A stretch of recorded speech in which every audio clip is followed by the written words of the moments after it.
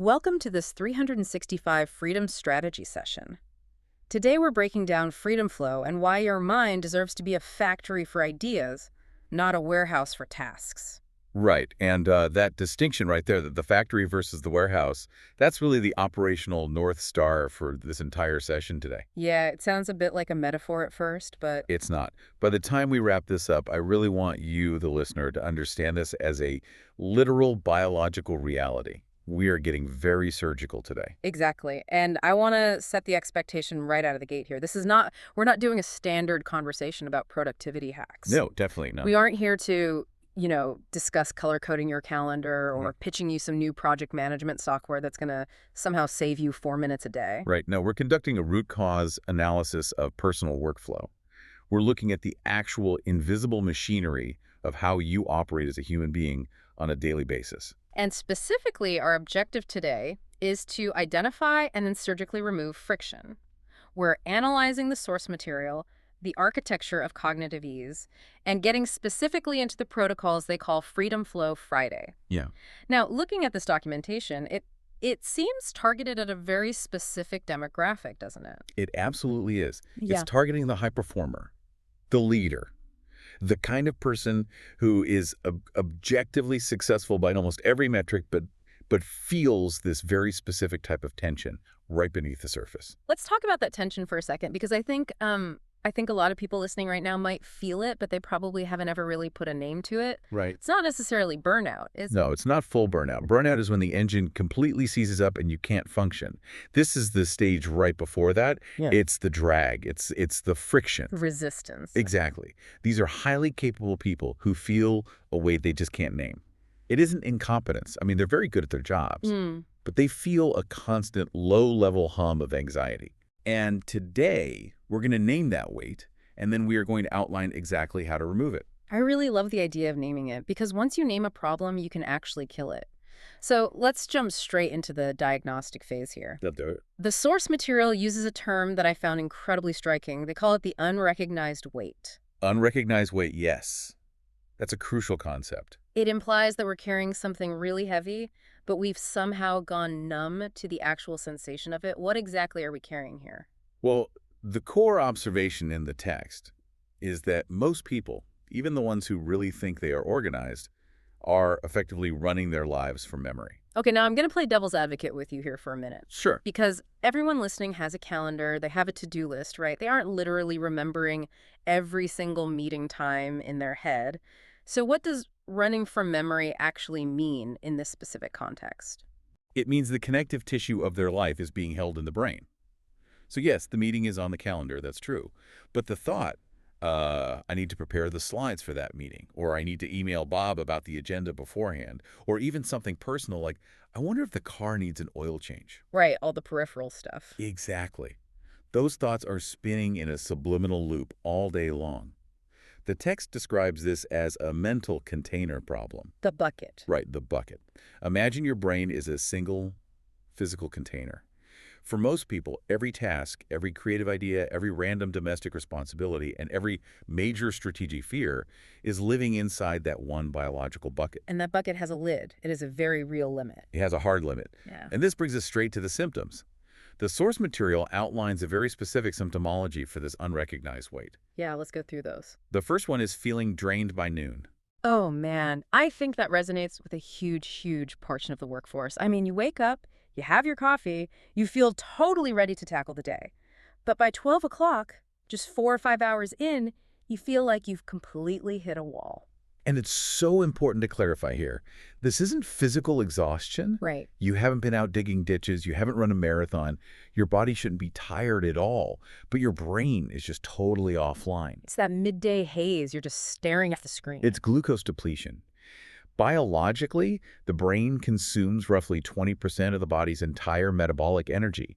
When you force your brain to maintain these open loops, to constantly remember the milk, remember the email, remember the Q3 strategy, you are running massive background processes. It's exactly like leaving 20 tabs open in your web browser. Perfect analogy. The browser hasn't completely crashed yet, but the cooling fan is spinning so loud you can't even hear yourself think. Yeah, you're burning all this fuel just to stay in the exact same spot. You're idling at redline. And that leads to the second symptom mentioned in the breakdown, which is the feeling of being constantly behind. The chase. You always feel like you're playing catch-up. But here is the critical nuance that the source points out. You feel behind, not because you aren't working hard. You feel behind not because you're lazy or procrastinating. You feel behind entirely because of mental carrying costs. Carrying costs. I like that. That's a logistics term, right? In a warehouse, the carrying cost is the actual money you lose just by having inventory sit there on a shelf. Exactly. You're paying for the physical space, the insurance, the security guard. It's not free to just keep something. Precisely. And in your brain, you pay rent on every single thought you choose to hold on to. If you're holding the thought, call Sarah, you are paying a micro tax of mental energy every few seconds just to keep that thought alive so you don't drop it. And if you have 100 of those thoughts, You are totally bankrupt by noon. The source material actually describes this as the sensation of gripping every task tightly. gripping. That's a really physical, almost visceral description. It is, and it's intentional. Think about the actual muscular effort required to grip a heavyweight. If I hand you a 10-pound dumbbell right now and tell you to hold it, you could easily do it. It's not that heavy. 10 pounds is nothing. But if I tell you to hold it with your arm fully extended straight out in front of you for 4 straight hours, your muscle will absolutely fail. But the weight itself didn't change. It's still just 10 pounds. No, the weight stayed the same. The duration of the holding is what caused the failure. And that is exactly what we are doing mentally to ourselves. We're walking around with our mental arms fully extended, gripping all these tiny little tasks, terrified that if we relax our grip for even a second, we'll drop the ball. Wow. So we're essentially walking around with this constant low-grade tension, this endless gripping sensation. And because we've done it since, our very first internship out of college, we don't even recognize it as pain anymore. No, we don't. We just think, well, this is what work feels like. This is normal. We habituate to the stress entirely. We normalize the pathology of it. We tell ourselves, I'm a high performer, I handle pressure, this is just the cost of doing business. Right. But the protocol we're analyzing argues that biologically, you simply cannot perform at an elite level if you are using your primary processing power for basic storage. Let's double down on that distinction for a second. Processing versus storage. The source mentions that the one mental container we have just wasn't built for this kind of work. Right. The brain is a processor. If we look at it like a computer, it is the CPU. Yeah. It's brilliantly designed to take inputs, manipulate them, solve complex problems, and create new outputs. It is not a hard drive. It's a terrible hard drive. It's the worst hard drive. Yeah. So when we force it to store basic data like buy milk and prepare a Q3 strategy, we are fundamentally misusing the hardware. We're taking a supercomputer and using it as a rusty filing cabinet. Exactly. And anyone who knows even a little bit about computers knows that if you completely clog up your RAM, your random access memory, with static storage data, your processing speed just drops to absolute zero. And there it is. That's the noon crash. That is the noon crash. That is your brain desperately saying, I have no more capacity to think about this new problem because I am using all my available energy just trying to remember what I'm supposed to do today. Okay, so we've fully diagnosed the problem here. We're acting as mental hoarders. We're trying to shove the entire physical warehouse inside our skulls. Let's pivot over to the solution. Let's do it. The source material has this quote that I think really anchors this entire strategy session. I'll read it here. It says, flow begins when you stop relying on willpower and start relying on systems. Stop relying on willpower. That is such a massive paradigm shift. Now, I have to be the skeptic here for the listener, because in the world of high performance and leadership, willpower is usually framed as the hero of the story. We're constantly told to have more grit, to push through the pain, to discipline ourselves better. Isn't telling successful people to stop relying on willpower just, I don't know, making them soft? And that right there is what the documentation calls the willpower trap. It's the dominant narrative of modern hustle culture. If I forgot to do a task, well, I just need to try harder next time. I need to wake up at 4 a.m. I need to be more disciplined. Right. It frames a systemic failure as a personal moral failing. I messed up because I am not disciplined enough. Exactly. But the source vigorously argues that in the context of cognitive load management, willpower is fundamentally a failing strategy. Not because you're a weak person, but because willpower is a biologically finite resource. It is a battery. This is decision fatigue, right? It's decision fatigue. It's memory fatigue. Every single time you have to mentally jolt yourself to remember, oh, I need to call that client back, you burn a unit of that battery. You are burning high-octane rocket fuel just to keep the car idling in the driveway. Instead of using that exact same fuel to actually drive the car somewhere. The source makes a really critical distinction about these energy leaks. Think about it mathematically. If you start your morning with 100 units of creative energy, and you spend 40 of those units just trying desperately not to forget your daily to-do list, you only have 60 units left to actually do the deep work. That's a 40% tax on your daily potential, a completely self-imposed tax. And no amount of hustle or motivational podcast can overcome a 40% daily deficit. You will eventually crash.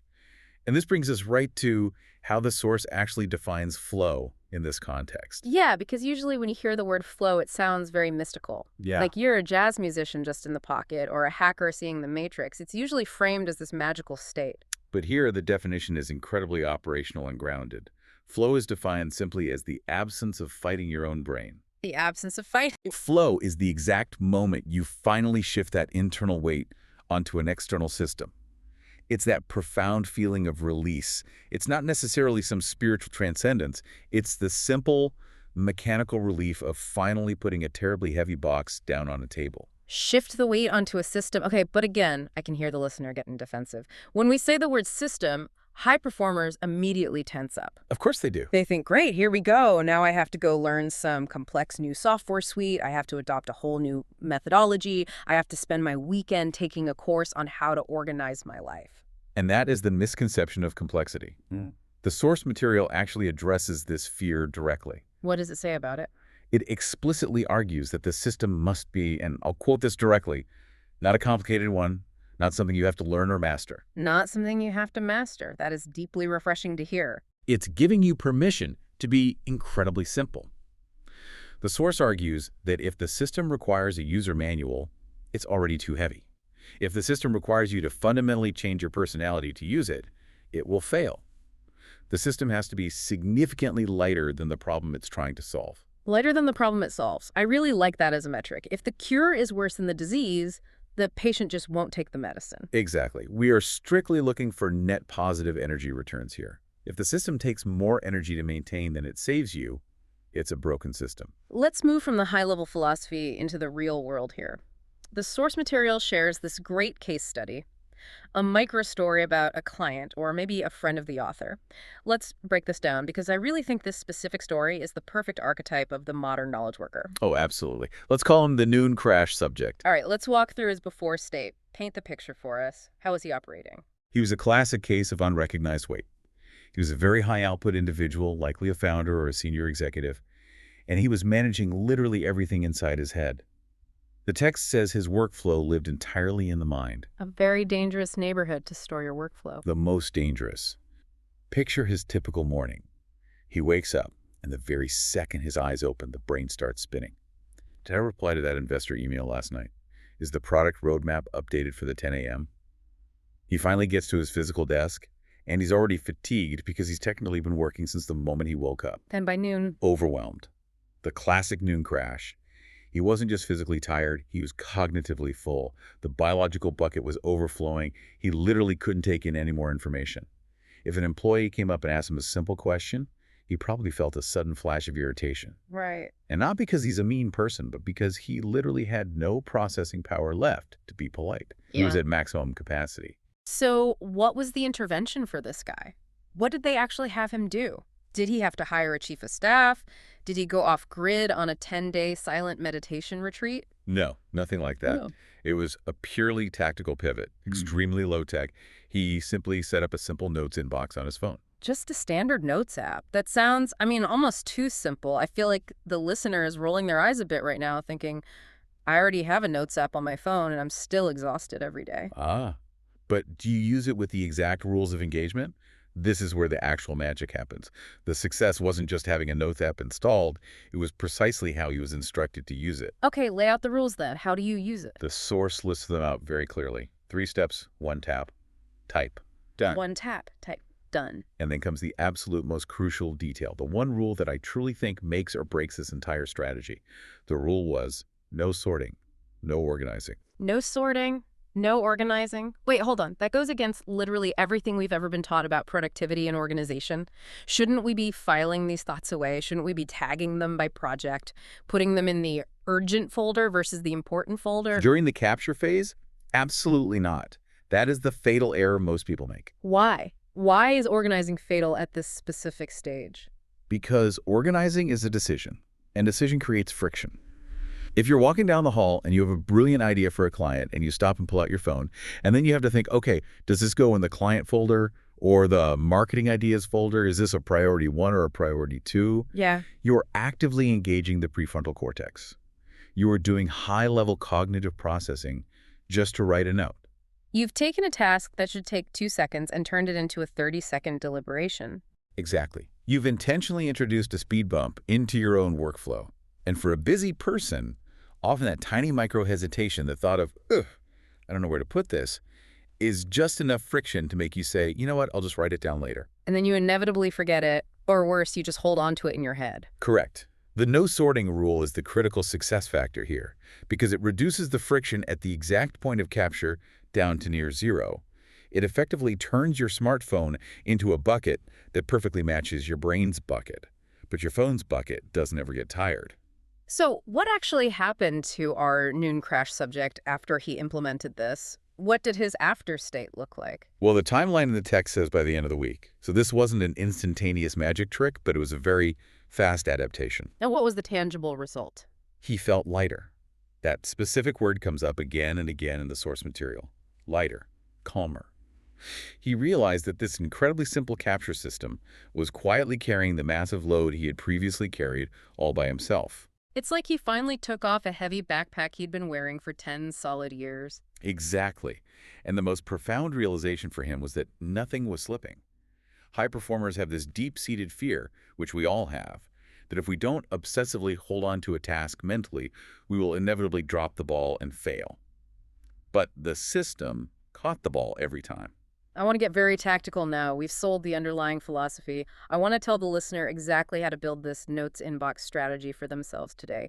The core concept here is the single capture point. Correct. This is the actual hardware of the system. The source mentions a few different tools you could use. A Notes app, a Google Doc, maybe a voice memo. It seems pretty agnostic about the technology itself. It definitely implies tool agnosticism, yes.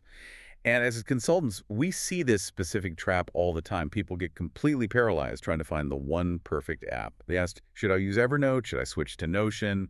What about Obsidian or Roam Research? Right. Which one has the best AI integration? Which one has the prettiest interface? The source is crystal clear on this. The specific tool does not matter at all. The only thing that matters is the singularity of the tool. Choose one. Only one. Only one. This is completely non-negotiable. If you have a Notes app on your iPhone, and you also keep a physical Moleskine notebook on your desk, and you occasionally send emails to yourself late at night, and you have sticky notes framing your monitor, you do not have a system. You just have a fragmented mess. You've literally fragmented your mind across 4 or 5 completely different physical and digital locations. Which means your brain still has to do the exhausting work of remembering where you wrote the thing down in the first place. Did I write that marketing idea on a yellow Post-it, or is it in the Google Doc? That is cognitive load. That is the warehouse manager running around in the dark looking for a misplaced box. So the absolute goal is to establish a single source of truth. A single capture point. The source actually calls it a landing zone. The landing zone. I really like that visual. Think about a busy airport. Planes constantly need to land. When a massive 747 is coming in for a landing, does the pilot care about which specific terminal gate handles international flights? Do they care about the refueling schedule for next Tuesday? No. The pilot only cares about finding the runway. Just get the wheels safely on the ground. Exactly. Because if the plane stays circling in the sky for too long, It either crashes or it completely runs out of fuel. that is your brain on overload. The notes inbox is just the runway. You just want the information to touch down securely. Safe. Secured out of the air. And once it's safely on the ground, you can actually deal with it later when you have the time. Exactly. That secondary step is processing. We fundamentally must separate capture from processing. Most overwhelmed people try to do both simultaneously, and that is precisely why their systems fail. The primary goal of the inbox is just to let things land somewhere, anywhere other than your mind. And this brings us right back to the necessity of speed. That rule of 1, tap, type, done. Speed is totally essential here. If it takes you 10 seconds to unlock your phone, open the specific app, navigate to the correct subfolder, and type out a title for the note, you simply won't do it when you're busy. It has to take 1 second, one single tap. Because we need to relentlessly maintain that clear distinction between the factory and the warehouse. Yes. If you spend your peak energy hours organizing the warehouse inventory, you aren't doing any actual work on the factory floor. You want to just throw the box in the warehouse door and get straight back to production. The source documentation also mentions that this practice acts as a relief valve for founders and leaders. Think about what a relief valve is mechanically. It's a critical safety mechanism. When internal pressure gets dangerously high, the valve automatically opens to let off steam so the entire machine doesn't explode. And for anyone in a leadership role, that internal pressure is pretty much constant. The text notes, nothing was slipping, nothing was spinning in his mind. That is the exact sound of a mental relief valve working perfectly. It creates vital psychological safety. You can finally trust that the thought is secure in the system, so your brain can officially stop obsessing over it. I'm going to pivot slightly here to the underlying psychology behind all this, because the language used in the source material is very specific and, quite honestly, a bit surprising. It keeps leaning on this one word, gentle. Yes, it does. Gentle next step.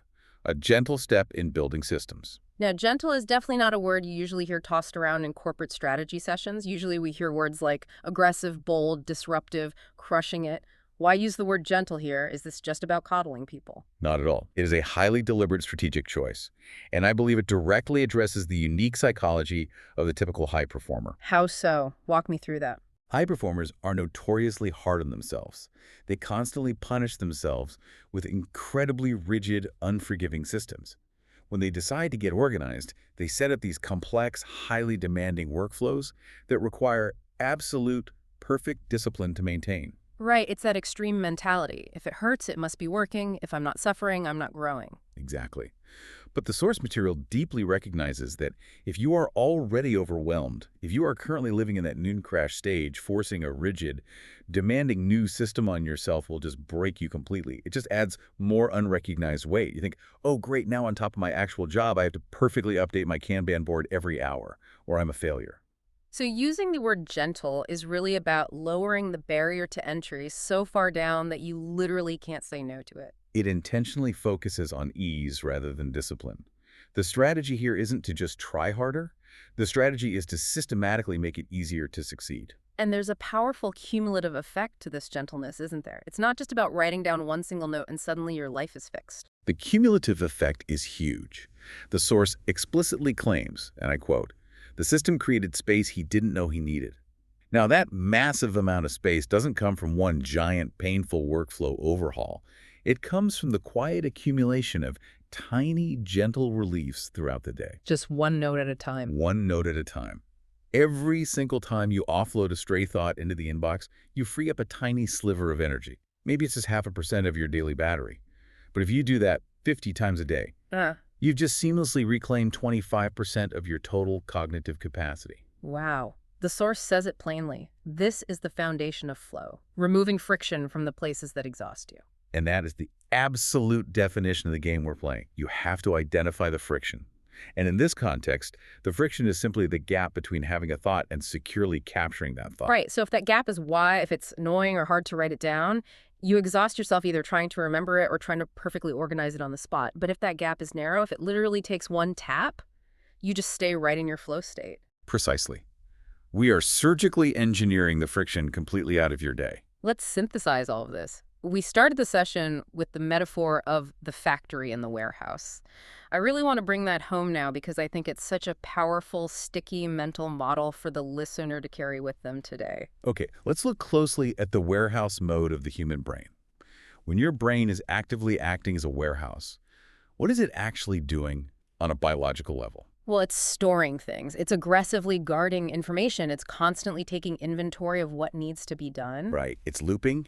Don't forget the milk. Don't forget the board meeting. Don't forget to send that email. That is the equivalent of a security guard slowly walking the perimeter of a dark building all night. It is an incredibly high maintenance cost. It consumes serious energy. You're paying wages for the guard. You're paying electricity for the floodlights. But that warehouse produces absolutely nothing. It keeps the lights on, sure, but it doesn't actually manufacture any product. No new cars are rolling off the assembly line inside a storage warehouse. Correct. Now contrast that entirely with factory mode. Factory mode is pure production. It's deep processing. It's solving complex problems. It's creating entirely new ideas. It's actually drafting the marketing strategy, not just desperately trying to remember to write the strategy later. It is high output value. This is where your actual genius lives. Your genius, your unique value to the world, does not live in your ability to memorize a grocery list. Your genius lives entirely in your ability to solve difficult problems, to lead your teams effectively, and to innovate. So the notes inbox strategy we've been breaking down. The notes inbox literally becomes the warehouse. It is your external digital warehouse. We are completely outsourcing the basic storage function of your brain to a cheap digital tool. Which instantly frees up the entire factory floor of your mind for pure production. Exactly. You fire the exhausted security guard in your head and you replace him with a piece of glass in your pocket. And now your brain can finally get back to the business of manufacturing ideas. There is a really beautiful promise of support embedded here, too. The source says, when you trust your systems, life gets smoother. Trust is the operative keyword there. You absolutely have to trust the inbox.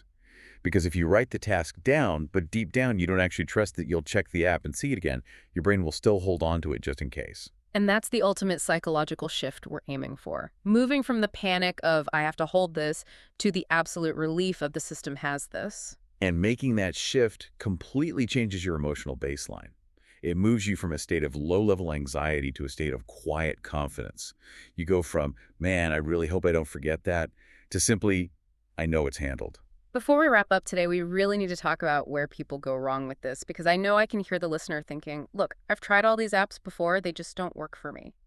Even with a system this remarkably simple, there are inevitable pitfalls. What are the most common failure points you see? The biggest one, by a massive margin, is what I call organization creep. It's the irresistible temptation of trying to organize the note while you are actively capturing it. We touched on this earlier, that sudden, strong urge to file things into folders. It just feels so responsible to do it right then. It is a compulsion for high performers. You quickly type a note and then you pause and think, oh, I should probably highlight this, or I should definitely attach a specific due date to this right now. No, you have to stop. You must be completely ruthless about keeping the inbox capture only. Why is that urge so fatal to the system? Because it instantly turns a 2-second frictionless task into a 20-second chore. And that added friction is more than enough to subconsciously stop you from using the app the next time you have an idea. You have to intentionally train yourself to be messy in the inbox so that you can be brilliantly clean in your execution later. That makes a lot of sense. What else trips people up? Definitely using multiple capture points. We mentioned this earlier too. The trap of scattered reminders. Leaving a physical sticky note on your desk here, recording a quick voice memo in the car there, shooting an email to yourself before bed. Because that entirely breaks the trust we just talked about. You don't know where to look for the idea later, so your brain stops trusting the system and starts trying to remember everything again. Exactly. If you have 5 different inboxes, you effectively have 0 inboxes. You need one single sacred landing zone, period. And I'd imagine another major pitfall is simply doubting the simplicity of it all. Oh, yes. It can't possibly be this easy syndrome. In the corporate world, we are deeply conditioned to believe that complex, painful problems require incredibly complex, painful solutions. So we look at a basic notes inbox and we think, well, that's just too basic. That little app won't cure my severe burnout. But the source material passionately argues that simplicity is the only thing that actually solves it. Because complexity inevitably collapses under stress. Simplicity survives. When you are exhausted, when you are stressed out of your mind, you will not boot up a complex project management system. You just won't. But you will use a simple one-tap app. The system absolutely must work when you are at your worst, not just when you are having a perfect day. So bringing it all together, here's the challenge to you, the listener. The source poses a brilliant question to ask yourself today. Ask yourself, what system would lighten my load today? This is a fantastic framing. Notice it doesn't ask, what system would make me aggressively more productive today? It specifically asks, what would lighten my load? Right. Focus entirely on the physical feeling of weight. Focus on finding that relief. And the final directive from the text is incredibly clear. It says, give yourself one small step toward ease today. Just one small step. Just one. You don't have to change your whole life today. Just set up the note. Put the app icon right on your phone's home screen where your thumb naturally rests. That's it. Don't even worry about how you're going to organize it yet. Just open the channel and let the pressure out. Because ultimately, we are talking about energy management here, not just standard time management. Correct. You can't manage time. Time just passes. We are strictly trying to buy back your internal energy.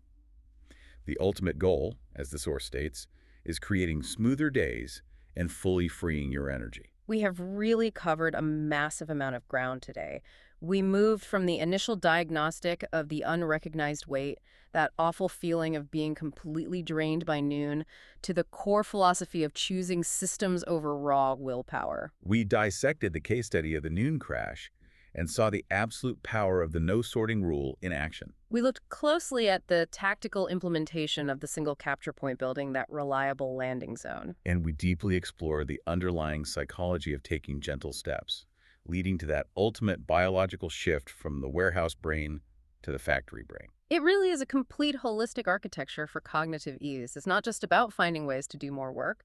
It's about suffering significantly less while you do the work you already have. And that is the true goal, to permanently remove the invisible drag so the human machine can finally run freely. Well, this has been an incredibly illuminating session. I know I'm definitely going to be looking at my own phone's notes app a little differently today. And for you listening, I want to leave you with one final thought to mull over. We've talked exclusively about the work tasks filling up your bucket. But think about your personal life. What other invisible weights, social obligations, financial worries, family logistics are you currently gripping onto with white knuckles? The system works for those too. Absolutely. The brain doesn't differentiate between work stress and life stress. It all goes in the same bucket. Indeed it does. The work continues. If you're ready for the next gentle step in building systems that free your energy, visit 365 Freedom online. This has been a 365 Freedom Strategy session.